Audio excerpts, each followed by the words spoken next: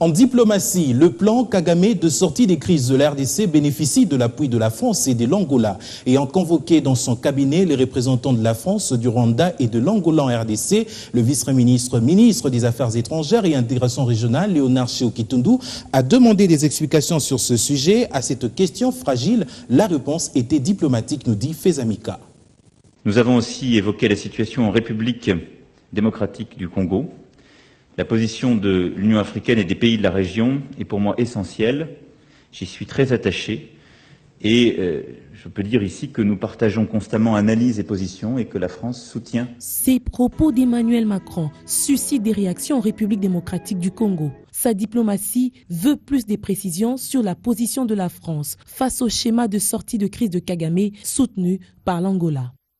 Dans sa démarche de vouloir voir clair sur ce plan Kagame, le vice-premier ministre des Affaires étrangères a convoqué dans ses bureaux les chargés d'affaires de la France, du Rwanda et de l'Angola.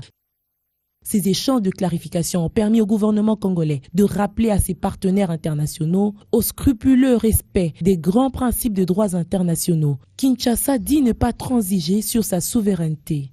Face à ces questions qui peuvent froisser les relations diplomatiques, il faut absolument envisager une harmonisation des vues par des voies appropriées. Nous cherchons toujours, comme cela doit se faire entre diplomates, à désamorcer tous les sujets possibles de litige avant qu'ils ne deviennent plus graves. Donc voilà, nous avons mis sur la table de façon très honnête et très franche plusieurs sujets et nous nous efforçons l'un et l'autre, chacun de notre côté, de faire passer les messages aux autorités. Cette prise de position de la France n'a pas sa place selon la République démocratique du Congo.